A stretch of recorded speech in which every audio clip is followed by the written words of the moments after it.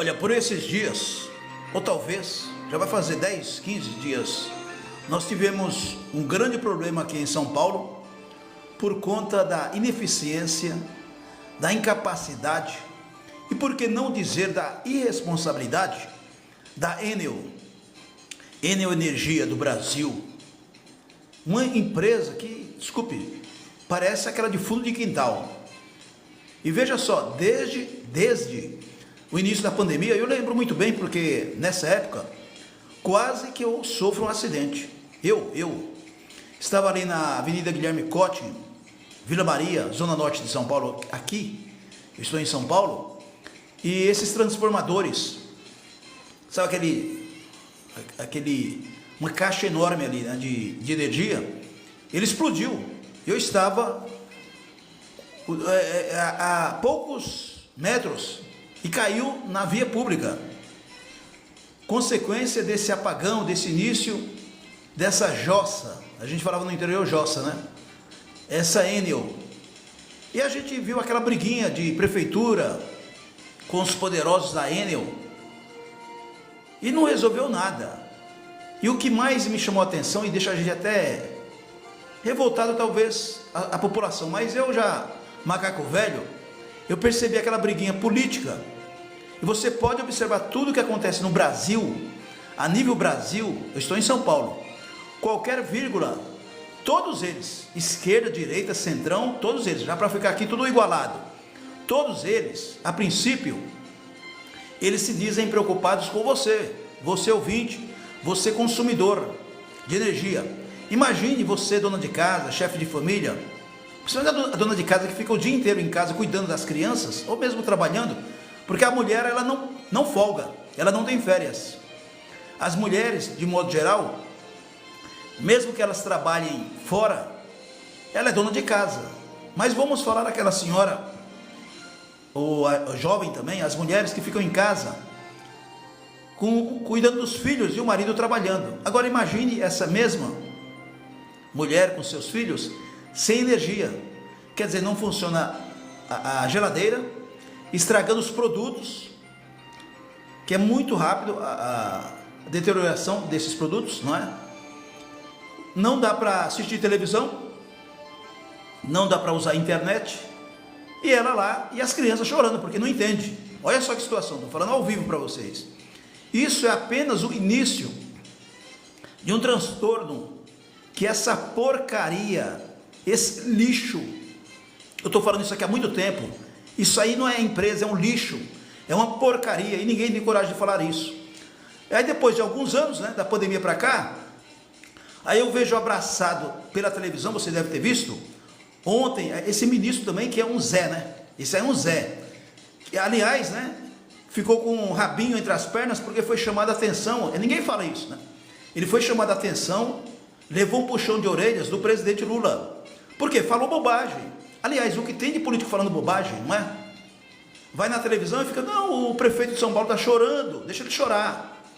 O governador de São Paulo, deixa ele chorar. Pois é, Alexandre Silveira, para mim, eu estou falando publicamente, o senhor é um mané. Está aí nesse cargo, não entende nada de energia, né? Minas e Energia, ministro, mas é claro, é político, já conhecido do Norte e Nordeste, foi obrigado a pegar um avião, vir para São Paulo, para resolver a questão desse lixo, dessa porcaria de empresa, de fundo de quintal, Enel. E eu não sei o que vai acontecer, de repente, bom, a ideia é o seguinte, eles ficam usando palavras difíceis, né? Vamos falar português claro, é mandar embora essa porcaria desse lixo para outro lugar, e não ficar aqui. Agora, eu pergunto, quem privatizou? Não foi o povo que pediu para privatizar a energia, vocês privatizaram. Então, direta ou indiretamente, o prefeito de São Paulo, aqui a gente fala os nomes, pessoal, não tem medo não. Mas é medo do quê, né? O prefeito de São Paulo, Ricardo Nunes, ele é prefeito, então ele tem responsabilidade sobre isso. O governador de São Paulo, Tarcísio de Freitas, também é responsável por isso. Aliás, o governador de São Paulo, ele perde muito, inclusive pesquisas, porque, sabe aquela criança chata, que ela quer um doce e a mãe não tem dinheiro, não, e fica chorando, lembra aquelas crianças? Fica fazendo de vítima, se joga no asfalto, aí as pessoas olham, nossa, essa mãe deve bater na criança, né? O Tarcísio de Freitas está parecendo isso. Enquanto não comprar o doce, ele não sossega. Então, ele quis privatizar tudo. Ele quer privatizar tudo. Aí ele viu a bomba. Agora ele está quietinho. O governador, a Sabesp, não faz muito tempo, né, que ela foi privatizada. Por quem? É o homem do martelo, né? Ele queria isso como base dele. É o doce. A criança querendo doce de qualquer jeito, mesmo a mãe não tendo dinheiro para comprar. Então, o Tarcísio de Freitas, ele é responsável por essa privatização da Sabesp, que eu falei isso, pessoal. Não estou querendo ser bidu, não, mas a gente tem experiência de vida, não é? Então, o governador de São Paulo, ele é responsável por esse aumento de tarifas absurda. Você não viu nada. Veja o ano que vem o que vai acontecer. Você pode observar, principalmente você de São Paulo, capital, tenta ligar as torneiras aí 7 horas da noite. Antes era às 10, agora 7 horas da noite, que as pessoas estão chegando em São Paulo, em casa, as torneiras vazias. Se você não tiver caixa d'água suficiente para encher, só vai voltar no outro dia, 6, 7 horas da manhã. Pode observar. Nossa, Ligeirinho, nunca percebi isso. Perceba. Você não percebeu porque, primeiro, né, que você está cansado, cansada, mas só tem água porque a caixa d'água tá cheia. Mas eles estão desligando, né, o sistema, estão interrompendo a água, a Sabesp de todos os paulistas e paulistanos. E já estou adiantando, aquela desculpa porque falta água nos mananciais, né, nos rios, a pressão da água, tudo isso também tem a ver, mas não necessariamente isso. As represas estão em um patamar menor, é claro. Não chove. Quando chove, né, São Pedro, estou até fazendo uma brincadeira aqui, pessoal, falando sério. São Pedro não sabe qual a torneira abrir, né? Então chove sempre no lugar que não deveria, não é? Como que não deveria? Nós homens, né, nós, seres humanos, estamos acabando com a natureza. Então, vou deixar bem claro aqui, a Sabesp, ela está aumentando de centavos em centavos, um absurdo. Logo que foi privatizada, né? Olha, centenas de municípios que tinha água subsidiada, que nós pagamos, não existe nada de graça. Já foi cortado isso, porque a Sabesp privatizada, você acha que o empresário vai querer dar água de graça para as pessoas? Subsídio? Não. Negativo. É igual esse negócio da tarifa zero. Pessoal, isso aí não existe. Isso aí não existe. Aliás, não existe nada de graça. Você já ouviu falar isso, com certeza. Comida de graça? Não. É subsidiada, é dinheiro seu. Não é o prefeito, ó, o prefeito bom. Não. Você pediu alguma coisa para político? Tente ver a dificuldade com que ele te ajuda. E aliás, né? Ontem eu vi pela televisão todas elas. O governador de São Paulo, repito, o Tarcísio de Freitas, o prefeito de São Paulo, Ricardo Nunes, e o Mané, o ministro da Minas e Energia, Alexandre Silveira, é um Mané mesmo, né? Levou o esculacho do presidente Lula. Parabéns, presidente Lula, né? Aqui não tem esquerda nem direita. Então, o prefeito de São Paulo, quer dizer, na internet você xinga todo mundo, né? Você fala o que quiser. Aí quando tá junto é todo mundo beijinho para cá, cafezinho para lá. Como eu digo, é igual o Congresso Nacional. Na hora que fecha as cortinas, meus amigos e minhas amigas, todos eles tomam café na mesma xícara. Você entendeu, né? Você entendeu. É o caipira aqui. Antes era caipirão. Agora, quando eu tinha o apelido de caipirão lá atrás, no início do rádio, isso aqui, pessoal, era bullying. Eu, jovem, 15 anos de idade, como é que nós vamos colocar o seu nome? Edson é um nome muito comum. Xavier é até forte, mas Xavier não tem nada a ver. Vamos chamar você de caipirão. Me colocaram o apelido de caipirão, né? E eu sou caipira de São Paulo, né? E ficou legal, porque até surgiu outros caipirões aí, né? E depois que veio o Ligeirinho do rádio. Então, eu já sofria bullying há 40 anos atrás, há 45 anos atrás. Então, a vida da gente a gente vai levando e, se possível, na boa. Como diz o meu amigo Isaac, né? Levar a vida numa boa, mesmo com os problemas que a gente tem no dia a dia. Faz parte, realmente faz parte. Eu sigo desse jeito, agradecendo a Deus pela vida, não é? Então, só para resumir aqui, o pessoal dá risada aqui no estúdio, mas é uma verdade, né? Então, ontem, tem gente que aplaudiu, mas você não tem que aplaudir nem prefeito, nem governador, nem ministro. E nem presidente, nenhum, nem esse nem o outro, tem que aplaudir. Tudo obrigação deles. Se o presidente Lula está fazendo alguma coisa, é obrigação dele. Não foi ele que se candidatou? Se fosse o Bolsonaro, a mesma coisa. O Bolsonaro deixou um bocado de rastreio aí. Não vem, o ligeirinho... Tá... Não, eu estou colocando na balança aqui. O Bolsonaro, tem gente aqui que até hoje está chorando, porque ele não é presidente. Horas, pelo amor de Deus, daqui a pouco vai acabar o mandato do Lula, e as pessoas estão chorando ainda. Eu não votei, eu vou ser bem sincero para vocês, eu nem deveria falar isso. Eu não votei nem no Bolsonaro, nem no Lula. Eu não votei. Ô, Ligeirinho, mas você é jornalista, de credibilidade, radialista, você está sendo contra o voto? Não, eu só disse que eu não votei nenhum nem outro. Então, estou tranquilo. Vou repetir aqui pela milésima vez, não sou afiliado a nenhum partido político. E tome cuidado com esse negócio de incentivar, né, assediar você na televisão, vários partidos, principalmente o PL aí. Né, vai no Google, não, você vai cair no buraco. Não seja afiliado a nenhum partido não, minha sugestão. Então vamos lá. Quando eu falei aqui que essas multas lá de 2019, tem outra porcaria aqui, né, que inclusive eles estão me ouvindo agora.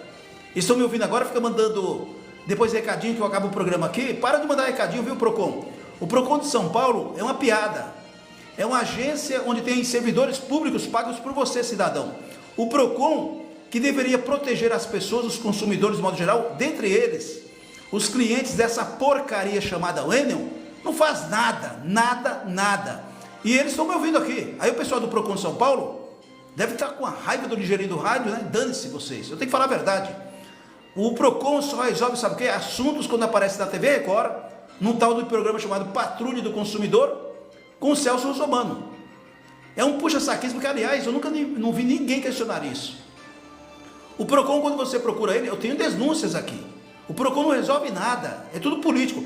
Agora, o deputado federal Celso Russomano, ele está aí, há 300 anos na Câmara Federal, ele não consegue ser eleito prefeito, governador, todos os cargos que ele de executivo, aliás, aqui da Prefeitura de São Paulo, já viram, né?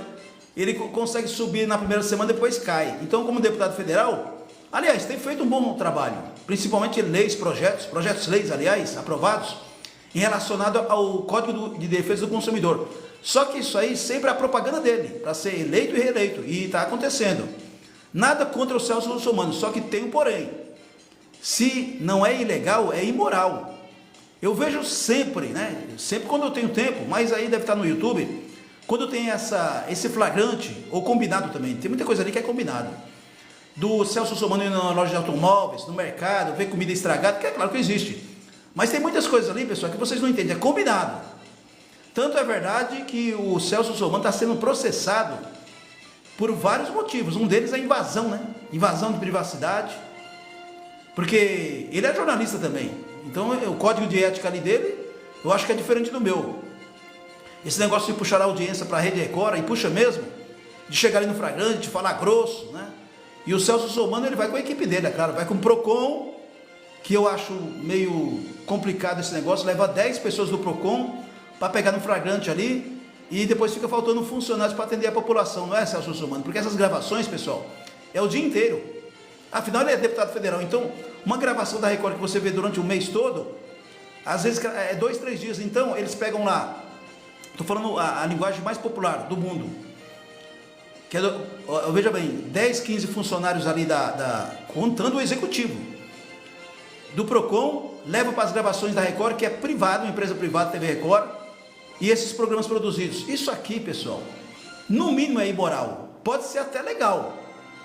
Nunca ninguém falou isso, né? Então, colocar ali 10 funcionários do Procon que deveria trabalhar nas ruas, fiscalizar, ouvir as denúncias da população, não do Celso Russomano. O Celso Russomano leva o Procon, tudo bem, para atualizar as leis, leva a polícia. O que é que eu tenho a ver com isso? O que é que a população tem a ver com isso? Nós temos que ter funcionários do Procon à disposição para atender a população. Aliás, vocês recebem o meu salário, o salário de vocês, quem paga sou eu e a população paulista e paulistana. Tenho dito. Então, essa questão do Procon vir, eles devem estar pé da vida, eles estão me ouvindo aí lá.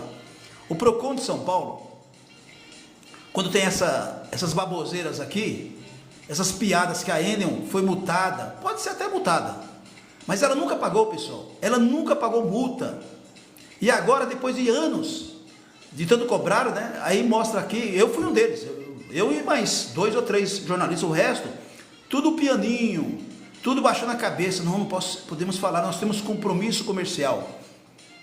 Isso aí é covardia, pessoal. A população merece respeito e a informação correta. A Enel, ela foi multada pela prefeitura, pelo governo, e daí? Você multa e eles não pagam, porque eles são grandes, e ninguém tem coragem. E olha só, a prefeitura o que tem mais é um departamento jurídico. A prefeitura de São Paulo tem um departamento jurídico, quer dizer, tem lá 300 advogados. Claro que eu estou exagerando, mas tem advogados de naipe. E não consegue forçar a Enel a pagar a multa? O governador de São Paulo também, o governo de São Paulo tem um departamento jurídico, tem a secretaria, e não consegue fazer pagar. Agora vai você, cidadão, o seu João, a dona Maria, dever um carnê aí da Casas Bahia, da Malu, Magazine. Se você não pagar, você vai para o protesto. Uma dívida de R$100, você vai pagar R$1.000, e você tem que ficar caladinho, caladinho. E por que a Enel não paga e vocês ficam caladinhos? Hein, governadora? Hein, prefeito de São Paulo? Então, ó, o que eu estou falando aqui, para vocês não achar que é blá blá blá, o próprio portal G1 da Globo publicou aqui o que eu estou falando antes. A Enel já acumula, pessoal, 374 milhões em multas. E eles pagaram apenas 8% desse valor. E só pagaram, pessoal, porque isso aqui está na lei. Então, o que eu estou falando desde 2019, nós estamos quase em 2026, é a verdade. Então a gente tem que falar a verdade. Não adianta eu vir aqui e ficar lendo notícia. Porque ler notícia, desculpe, viu, presidente? O presidente não entende nada de jornalismo, fica dando peteca aí, né? Só para abrir um parênteses aqui, o presidente Lula foi na inauguração do SBT News, depois deu fuso, eu vou comentar isso aqui, mas o presidente comentou sobre o jornalismo, né, que tem que ser isento, até aí tudo bem, mas ele dá, o presidente, o senhor entende de sindicato, né, entende mais de jornalismo, né, vamos ficar caladinho que o senhor não entende nada. O jornalismo ele tem que ser independente, sim, mas jornalismo independente não é o jeito que não. Ele dá uma ideia, é o seguinte, o jornalista, foi isso que ele quis dizer, ele dá a notícia e fica caladinho, não, negativo, o senhor não entende de jornalismo, então, o presidente Lula, com todo respeito, coloca um zíper na boca, tá? O senhor não se meta em que o senhor não entende. Então vamos lá, a Enel, ela está devendo 374 milhões, não vai pagar, ela pagou só 8%, então olha, eu estou puxando um pouquinho mais, mas desde 2020, a Enel, que é muito pouco, recebeu 5 multas aplicadas pela ANEEL, cobrança aqui da prefeitura e do governo, né? Pela ANEEL e pela Arcesp. Aliás, a ANEEL, que é de Brasília, eu tenho criticado eles porque também ali todo mundo dormindo, né? Todo mundo dormindo. Aí quando pega fogo, aí eles acordam, que é uma agência federal que deveria, por obrigação, por dever de ofício, fiscalizar essas empresas de energia. Dentre elas, esse lixo, essa porcaria que eu estou falando aqui, a Enel, Energia. E a ANEEL, que é de Brasília, não faz nada. Então, agora, né, que acordaram. Então, a Arcesp, que é a agência aqui também, outro cabide de emprego, e a ANEEL, de Brasília, quer dizer, são 2 agências que deveriam cumprir o seu papel, e não cumprem, só agora, depois de vários anos. 2 multas foram pagas pela Enel. Eu vou falar o valor aqui, vocês vão achar absurdo, mas não é. Para quem deve quase 400 milhões. Agora, deve 400 milhões, não é para o governo, é para a gente, né? A dona Mariazinha aí, o seu José que perdeu o freezer, perdeu toda a carne do mês. Já pensou nisso aí? Aqui na região metropolitana de São Paulo, Capão Redondo, Jardim São Luís, principalmente no extremo sul, eu lembro que as pessoas sofreram muito, mas outra parte também de São Paulo, mas a mídia, a televisão, especialmente a TV Globo, mostrou o drama. E a dona Mariazinha e o seu João, eles foram ressarcidos? Claro que não. Claro que não. nunca conseguiram encher a geladeira de carne. Fizeram lá a sua comprinha, juntou o salário dos filhos, da esposa, do marido, comprou carne mais barata. E o que aconteceu? Deu um apagão, não tinha energia, a carne tudo podre. Cadê? Ninguém fala isso. Cadê prefeito? Cadê governador? Esse dinheiro que eles pagaram, veja só, 8% de 374 milhões, quase 400 milhões, a Enel pagou 29 milhões para eles, pessoal. Sabe o que é? É docinho de coco, de R$1. As demais multas estão pendentes e chegam a 300, quase 400 milhões, não é? Então, só para abrir um parênteses aqui, porque a reportagem, quando você vê na televisão, é só um pedacinho, não é? Aí vem aí o presidente da República, Lula, tudo bem, vem lá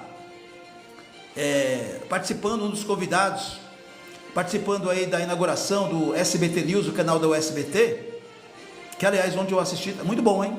Muito bom.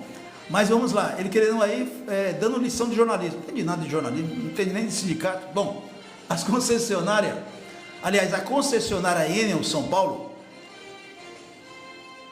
como eu disse aqui, recebeu quase 400 milhões em multas aplicadas pela Agência Nacional de Energia Elétrica, que é a ANEEL, e a Arcesp. Nós estamos em 2026 praticamente. Então isso é desde 2020, que eu acho que é pouco até. 5 multas só? Bom, isso aqui é por conta da má prestação de serviços na área de concessão da Grande São Paulo.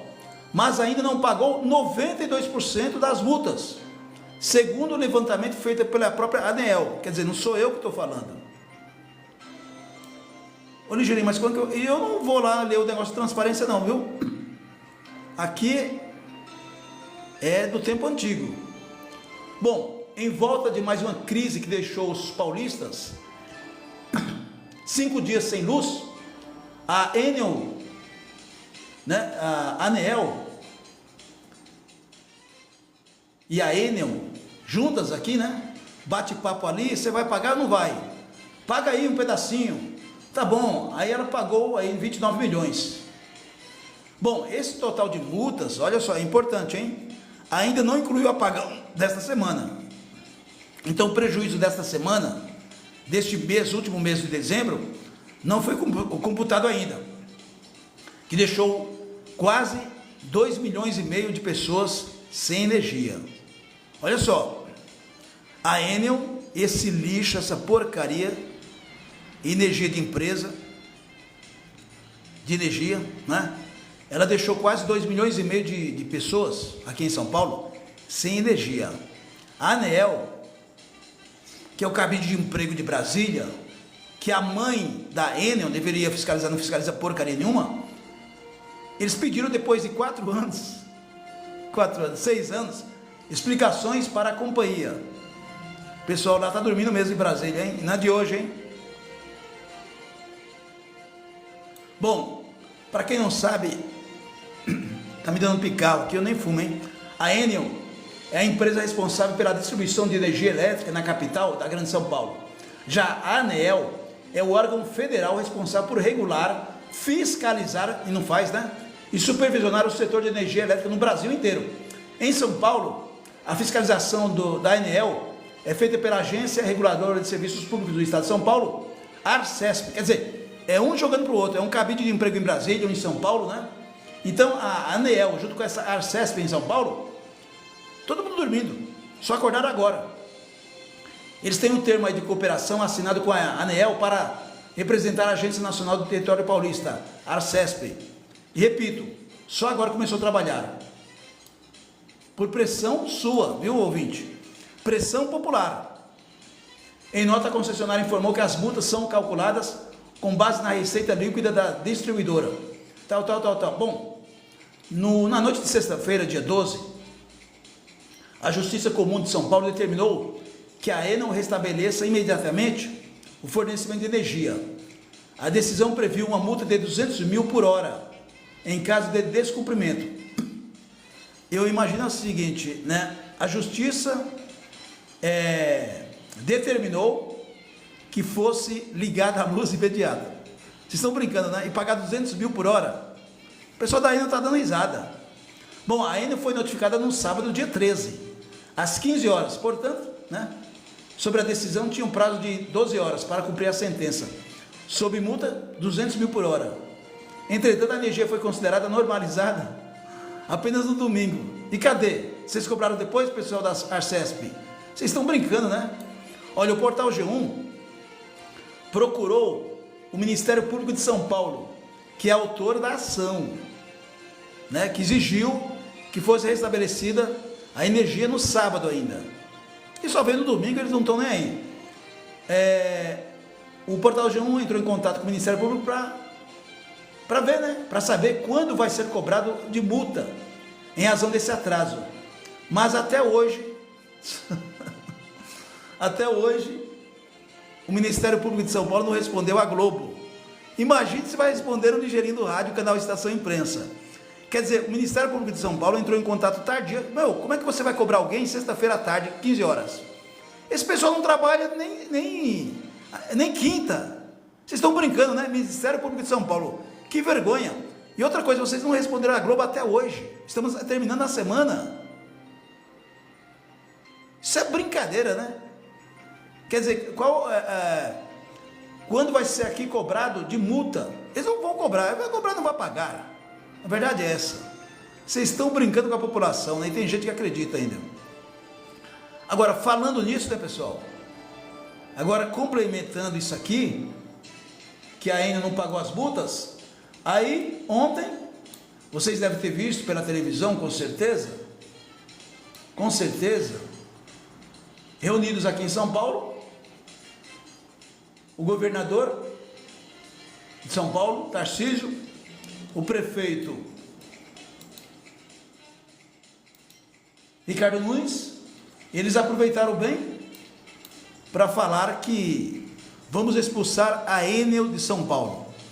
Agora, eu não vi ninguém, você ouviu alguém falar, ou Alencarzinho Júnior? Você ouviu falar, Tami Cristina? E o ressarcimento das pessoas? Cada um que se vire, o prefeito, cada um que se dane, governador. Vamos ser reais, né? O povo sempre levando, sempre pagando as contas. Isso é uma vergonha, vergonha. Um minutinho para outro assunto.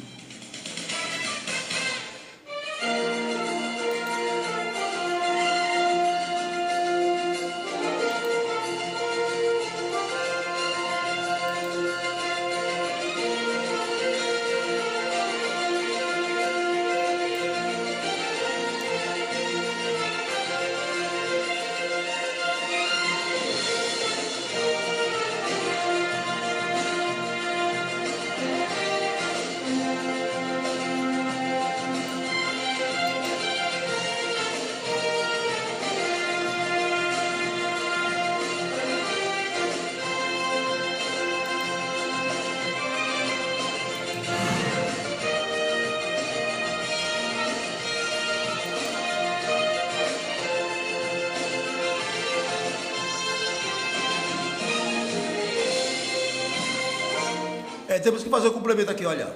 Após reunião ontem com o governador de São Paulo, Tarcísio de Freitas, do Republicanos, e o prefeito Ricardo Nunes, do MDB em São Paulo, o ministro de Minas e Energia, Alexandre Silveira, que é do PSD, afirmou nesta terça-feira, ontem, dia 16, que irá pedir a caducidade, por que não colocar a palavra certa, hein, pessoal? Né? De contrato com a concessionária Enel.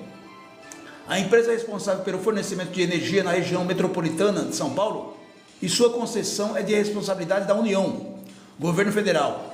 Tarcísio e o prefeito Ricardo Nunes do MDB se reuniram com o ministro de Minas e Energia, Alexandre Silveira, para discutir a situação da concessão da Enel, empresa responsável pelo fornecimento de energia na região metropolitana de São Paulo.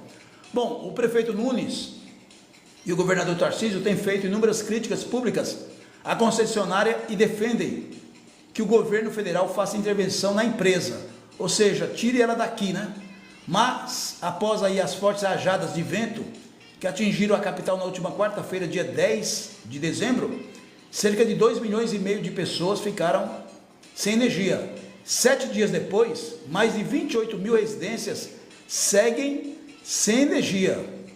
Olha, na última sexta-feira, dia 12, o prefeito e o governador chegaram a abordar o presidente Luiz Inácio Lula da Silva em um evento para falar do tema.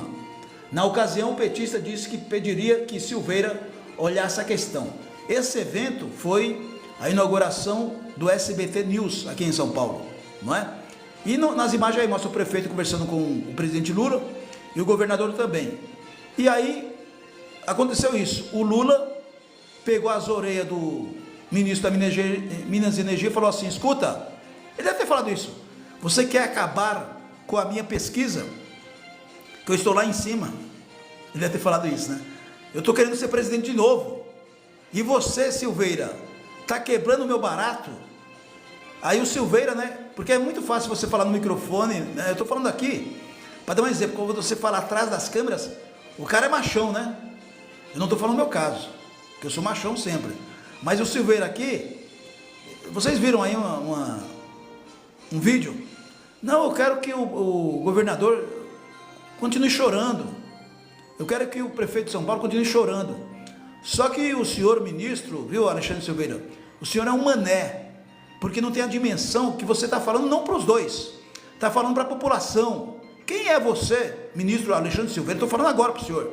Quem é você para falar em nome da população de São Paulo? Você nem conhece São Paulo. Se colocar o senhor na Praça da Sé, o senhor fica perdido. Então acorda, levou um puxão de orelha, uma rasteira aí do presidente Lula e foi obrigado a vir a São Paulo e, rabinho entre as pernas, falar que realmente ia aí fazer um jeito de tirar essa porcaria, essa jossa da Enel em São Paulo. Foi isso, resumindo, a verdade foi essa, né? Alexandre Silveira, o ministro Mané.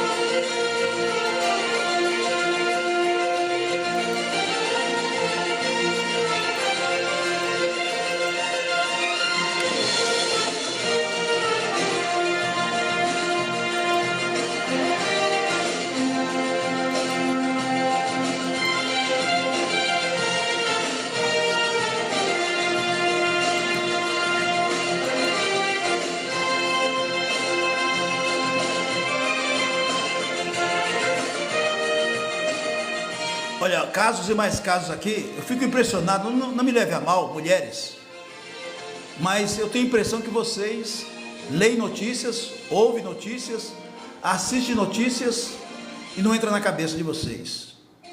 Eu tenho observado aí que as mulheres, e outra coisa, mulheres que são bonitas, fazendo reparação, né? Antes era no bumbum, agora em todo o corpo. Isso é muito perigoso. Então aqui mais uma vez, né? Mais uma mulher morta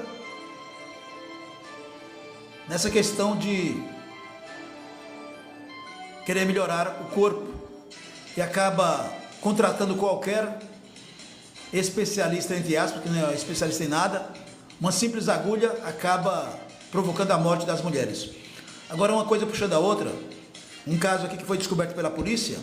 E graças às câmeras, essas câmeras são muito importantes em qualquer local. Se você estiver me ouvindo em qualquer parte do Brasil e tiver condições, isso é investimento, colocar uma câmera aí na porta do seu portão, do seu prédio, do seu barraco, qualquer lugar. As câmeras é uma segurança preventiva, não é? Uma coisa puxando a outra aqui, uma moça bonita, mais uma vítima de feminicídio. E olha, está crescendo bastante. Infelizmente, principalmente neste ano, o crime feminicídio.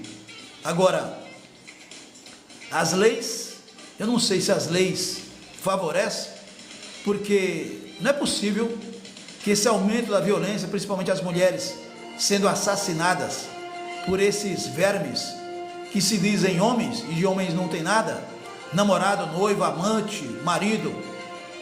Mais uma vítima, Minas Gerais. O cara aqui, né, ele simulou um acidente. Me parece que na televisão mostrou isso, um carro desgovernado, não, ele indo para outro lado, como se tivesse sofrido um acidente. Quer dizer, o crime perfeito não existe, né? Ele é mal conduzido, mal investigado. Bom, a mulher morta pelo namorado, esse canalha aqui, esse vagabundo, ele simulou um acidente. O fato foi divulgado pela imprensa como decorrente de um acidente de trânsito. A morte de Enaim Amorim teria sido, na verdade, um feminicídio praticado pelo então namorado dela, o empresário Alisson de Araújo Mesquita, de 43 anos, que, claro, confessou o crime. Veja só, esse sujeito aqui, esse assassino, covarde, anote o nome dele ali, Alisson de Araújo Mesquita, que se apresenta como empresário, ele simulou o acidente para esconder que a vítima já estava morta, no momento da colisão do veículo em que eles estavam contra um ônibus, no último domingo do dia 14. O crime foi descoberto, pessoal, depois que as câmeras de segurança em uma praça de pedágio registraram a mulher desacordada no carro, antes mesmo do acidente. Olha só, Renaí Rosa Gonçalves Amorim, de 31 anos, jovem ainda, era natural de Divinópolis, Minas Gerais. Nas redes sociais, a mulher se identificava como personal shopper, com atuação em Brasília, Belo Horizonte, Miami e Nova York. Uma vida toda pela frente, hein? Bom, de acordo com a Polícia Civil, o relacionamento entre ela e esse vagabundo aqui, esse covarde, Alisson, já tinha um histórico de violência. Aí que tá. Após a confissão desse sujeito, a Polícia Militar começou a investigar mensagens e fotografias nos celulares do ex-casal, além de registros de atendimento da mulher em hospitais, o que seriam as provas de um possível histórico de violência doméstica. O Alisson aqui pensou que a polícia seria a ideia de jirico igual dele, né? Bom, a polícia suspeita de que a morte de Reina pode não ter sido um evento isolado. Os celulares dos dois foram encaminhados para a perícia. Agora a Polícia Civil aguarda o resultado do laudo de necropsia, né, pessoal? O pessoal escreve errado ou leu errado. Necrópsia. Então, os resultados aí do corpo dela e os depoimentos para avançar no inquérito. A polícia passou a considerar o crime como feminicídio após a análise de imagens de câmera de segurança, repito, de uma praça de pedágio, que flagrou o carro onde Reina estava minutos antes de colidir contra um ônibus de turismo na MG 050. Alisson, o assassino, também estava no veículo. As imagens registradas na praça do pedágio mostram Reina, a moça aqui, sentada no banco do motorista. Veja só a situação aqui, eu narrando para vocês. Então a Reina, a moça que foi assassinada, ela está no banco de motorista, aparentemente desacordada, enquanto o companheiro estava no banco do passageiro. No vídeo ele aparece pagando a tarifa, esticando o corpo para alcançar o volante, conduzindo o carro de forma improvisada. Olha só, mas que coisa absurda, né? A situação chamou a atenção da atendente do pedágio, que chegou a questionar se estava tudo bem. Quer dizer, o cara que cometeu um crime de uma maneira tão amadora, não é? Eu imaginei aqui que eu iria falar o seguinte: ele estava no banco, né? Onde tem a direção, o condutor. Não, ele estava de passageiro. Que conversa, que esculacho, hein? Bom, que seja condenado. Infelizmente a moça morreu, mas que fique aí pelo menos o máximo. Não vai ficar, não vai. 30 anos de cadeia. Mais uma vítima de um sujeito que se diz homem e não é homem coisíssima nenhuma. O nome da moça, Renaí Amorim. Agora tem uns comentários aqui, ó. Deixa eu ver quantos comentários tem aqui pra gente ver se... Ó, o Adb Viana diz o seguinte: se não passasse pela Praça do Pedágio, seria um crime perfeito, mas crime perfeito não existe, como eu disse agora, né? A Kellen Cristina diz o seguinte: parabéns a essa atendente do pedágio, que ao perceber o errado, logo adicionou a polícia. Isso mesmo, Kellen. A Leila Contígio: que tragédia, meu Deus do céu, misericórdia. Até onde essas mulheres vão se relacionar com vagabundos, como você disse, Ligeirinho do Rádio. Parabéns pelo seu trabalho, jornalismo. A Maria, obrigado, viu, Leila? A Maria Ruth Durães diz o seguinte: tomara que Deus dê-lhe o castigo que ele merece, sem condições para essas notícias, absurdo. A Kátia Olivia diz o seguinte: a gente entra no Instagram e só que tem notícias de feminicídio o dia todo. Foi o que eu acabei de falar agora, viu? Foi o que eu acabei de falar agora. A Fátima diz o seguinte: misericórdia, Senhor, tão bonita e jovem, só Deus para acalmarem o coração e minimizar o sofrimento dos familiares. É muita tragédia que estamos vivendo, Ligeirinho do Rádio. Exatamente, Fátima. O Rodrigo Vale Porto diz o seguinte: mais uma para as estatísticas, infelizmente, viu, Rodrigo?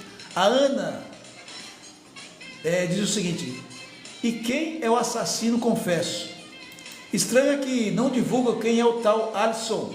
Ele sim, é que precisamos saber quem é. Afinal, daqui a pouco o camarada estará solto. A justiça aqui é inversa, existe só para inocentes, aprontando novamente, porque cesteiro que faz um cesto, faz 100, ele já tem precedentes de violência. Olha só o que diz aqui a Ana. Ana, mais ou menos o que você está falando, eu falo há 40 anos no rádio e agora na rede. A gente vai a fundo com um assunto, né? Mas infelizmente colegas da imprensa não fazem isso. A Ingrid diz o seguinte: peraí, ele colocou ela no banco do motorista, estava dirigindo pelo banco do passageiro? Misericórdia. Foi isso que eu entendi, viu? Foi isso que eu entendi. Isabel Viana: quando o namorado simulou o acidente para sair do flagrante, do feminicídio, a moça já estava morta e gelada dentro do carro. Possivelmente, viu, Isabel? O Carlos Aratum: ele simulou o acidente com ele dentro do carro? Boa pergunta, hein? A Felina Brito diz o seguinte: mulheres, cuidado com essa pandemia de homicídio. Tem dito, hein?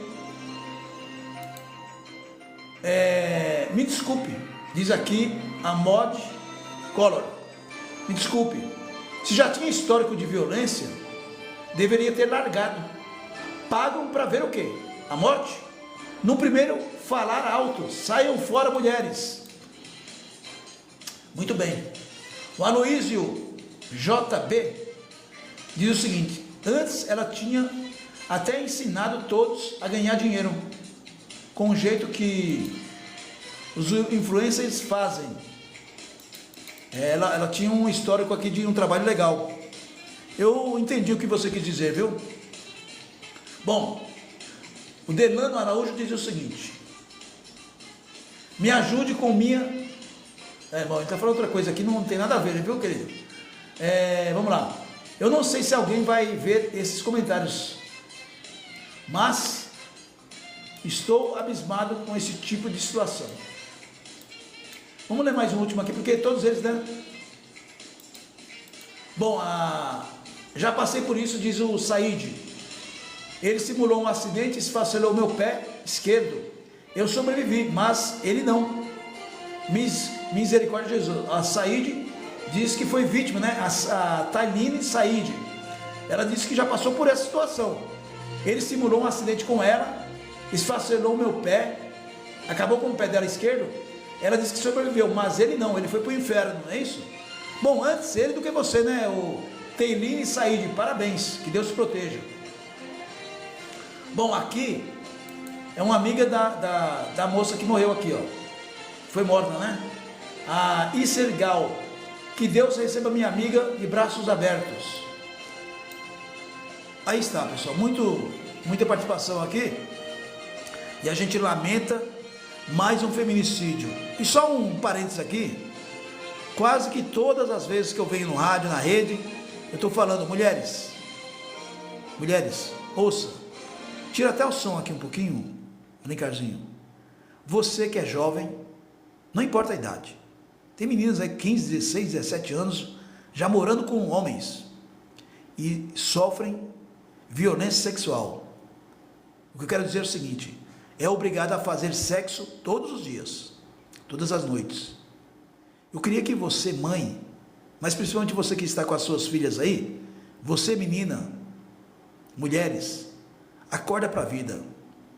No primeiro tapa, na primeira violência, que não precisa ser física, psicológica, que o cara, de repente, o vagabundo, o covarde, que se diz homem, porque isso não é homem, que ele, de repente, você tem um corpo um pouquinho mais gordinho, vamos falar sério, né? Ou de repente tem o cabelo arrebitado, ou tem... Tudo ele coloca defeito, ele não tem defeito nenhum. Esses são esses covardes que se dizem homens, não são homens. Você vai esperar para ser vítima fatal?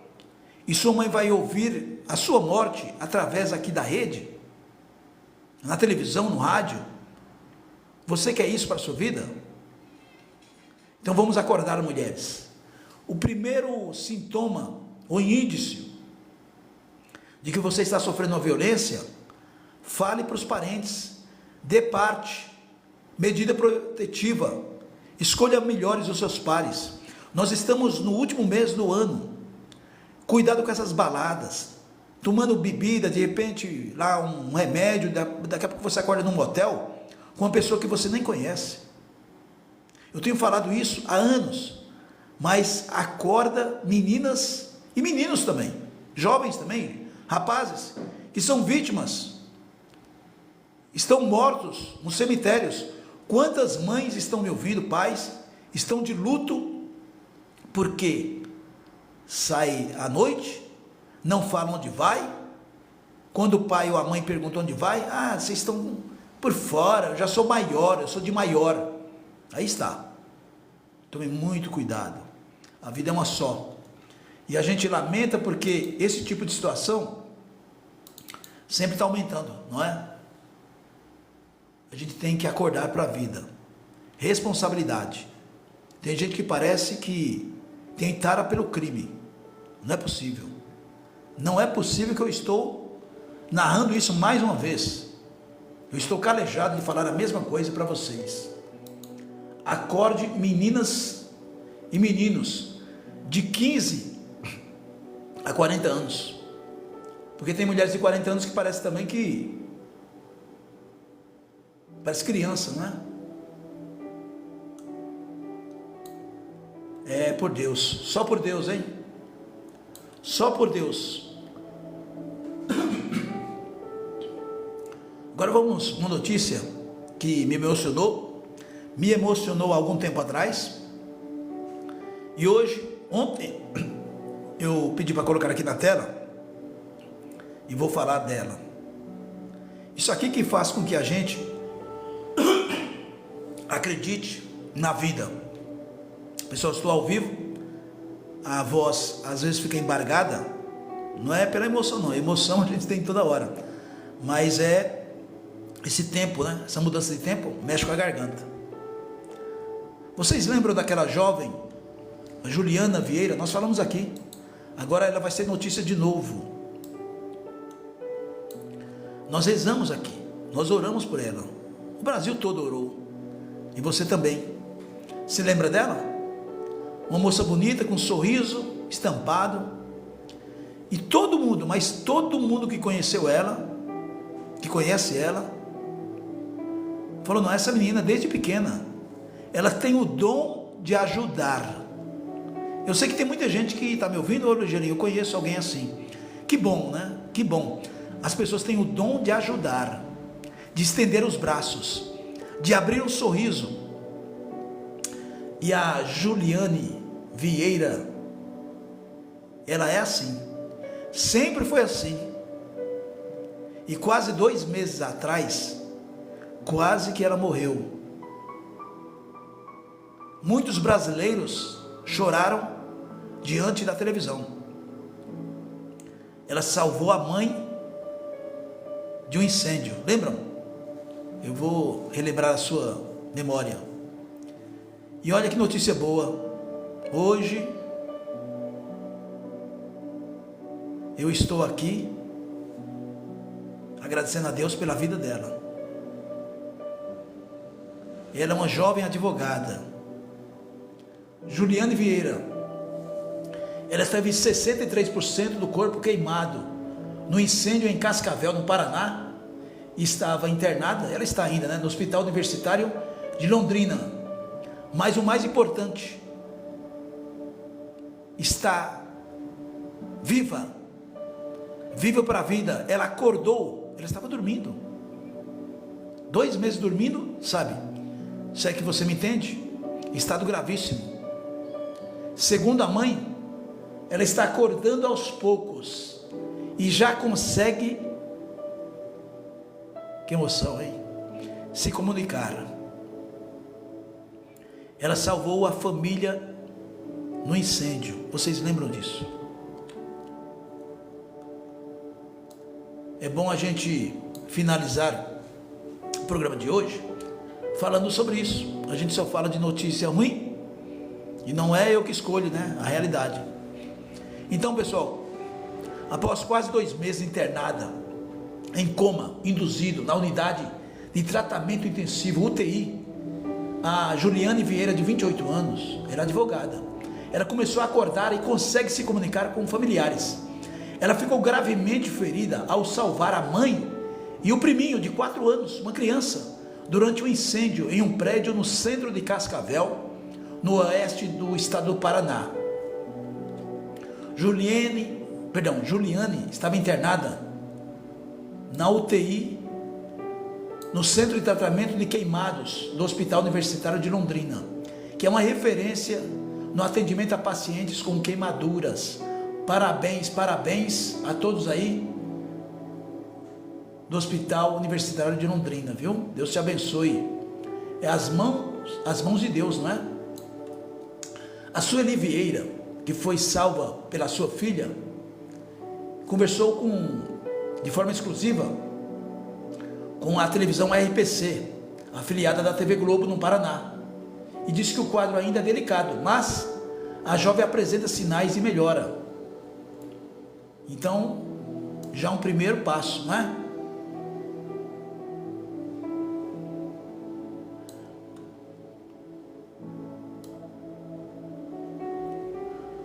Segunda-feira, dia 15, o incêndio completou 2 meses. Fim de novembro, a Polícia Civil concluiu a investigação e apontou que o fogo não foi intencional. Segundo o laudo pericial, as chamas começaram na cozinha do apartamento. O incêndio aconteceu na manhã do dia 15 de outubro, em um apartamento no 13º andar, no cruzamento das ruas Riachuelo e Londrina, no bairro Country. Imagens que circulavam nas redes sociais mostraram Juliane do lado de fora do prédio, pendurada em um suporte de ar-condicionado, tentando resgatar a família. No apartamento estava a mãe dela, Sueli, de 51 anos, e o primo, Pietro, de apenas 4 anos, um bebê. Após conseguir ajudar os dois, Juliane foi resgatada pelo Corpo de Bombeiros. Ela sofreu queimaduras de 63% no corpo. A mãe dela teve queimaduras no rosto, nas pernas e inalou fumaça. Além disso, teve as vias respiratórias queimadas. Olha só que perigo. Sueli ficou 11 dias internada no Hospital São Lucas, em Cascavel. Pietro foi transferido para Curitiba por causa da inalação de fumaça e queimaduras nas pernas e mãos. Ele ficou 16 dias internado e recebeu alta no fim de outubro. Um bombeiro que ajudou no resgate teve queimaduras nos braços, nas mãos e em parte das costas. Ele ficou internado e teve alta dias depois, Outro teve queimaduras nas mãos e passou por atendimento médico, outro bombeiro.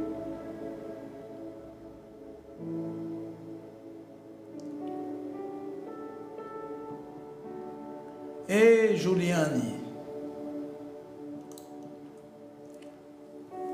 vai para você, como nós fizemos quando você quase nos deixou, hein? Juliane é advogada, ela mora em Cascavel, o apelido de Juliane é Ju, e olha só o que diz aqui, um dos amigos, ela tem muitos amigos, o Jefferson Espósito. A Ju sempre foi prática de resolver as coisas, e o fato de ter salvado a mãe e o primo resume bem quem ela é. O Jefferson ainda diz o seguinte: outra característica marcante de Juliane, a capacidade de superar situações difíceis. Ele abre aspas aqui. Já vi a Ju passar por dias difíceis, daqueles em que a vontade era ficar na cama, sem enxergar, sentindo o sentido no caminho que estava trilhando. Mas ora, era só questão de tempo, até ela recalcular a rota. Em resumo, né? Quem de nós não temos problemas? E às vezes quer ficar na cama sem entender nada, não ouvir nada, não receber ninguém. Então, segundo um amigo aqui, ela superava tudo. Amigos disseram que ela sempre gostou de fazer publicações nas redes sociais, mostrando uma rotina saudável e de exercícios físicos. Diz ainda aqui o Jefferson, repito, um dos amigos, ela gosta de treinar, de sair com os amigos, de estar ao ar livre, mas também aprecia o silêncio, o seu canto e os momentos com a família. Em uma publicação, ela aparece durante um treino ao lado do cachorrinho Bartol, o cachorrinho dela. O animal também foi resgatado durante o incêndio e não teve ferimentos. Bartol, é claro, faz parte da família também, não é?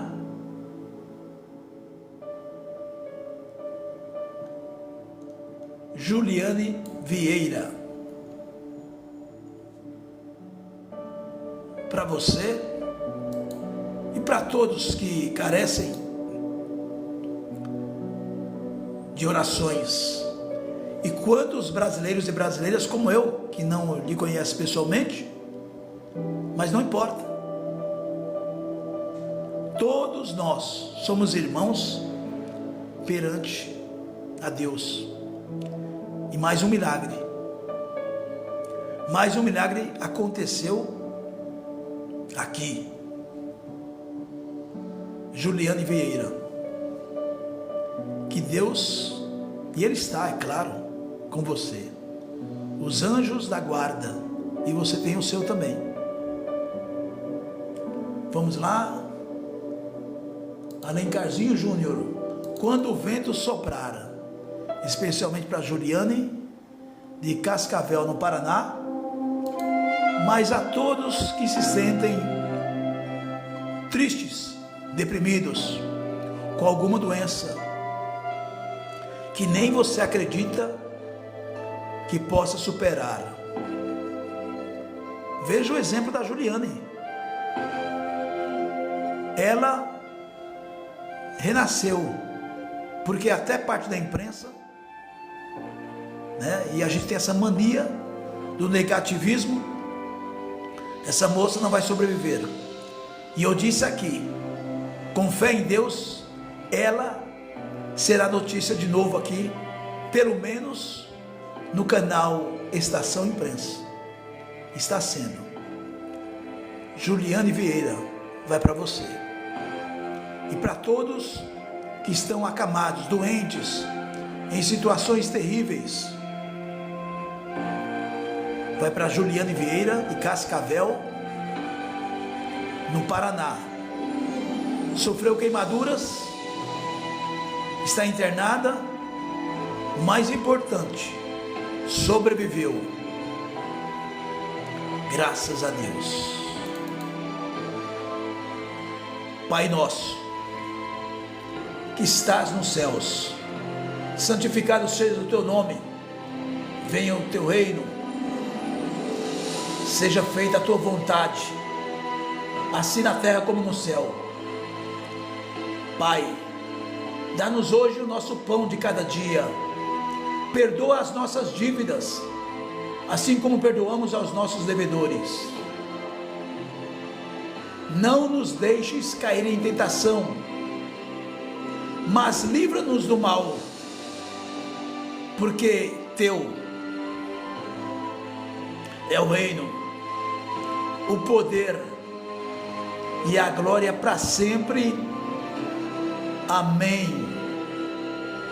Pai, muito obrigado por tantas Julianes que tem por esse Brasil, e uma delas lá em Cascavel, Paraná, Juliane Vieira, carece e agradece o retorno à vida através do seu milagre.